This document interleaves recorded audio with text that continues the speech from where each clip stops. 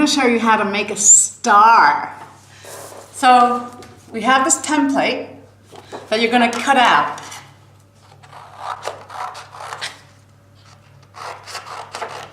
I've cheated a bit. I've started another one. So once you have this cut out, you're going to have this like this.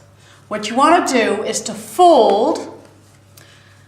You're going to fold, see on the long lines over here, you're going to fold it one way, like this.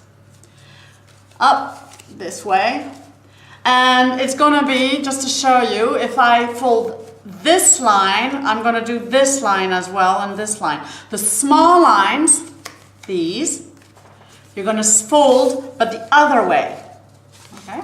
This way, you get a star like this. Okay?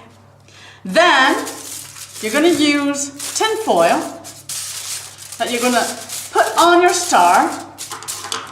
And what you want to do is glue it and just cut your tin foil up to this line. You can cheat. And then you're going to wrap your tin foil around your star this way. Okay?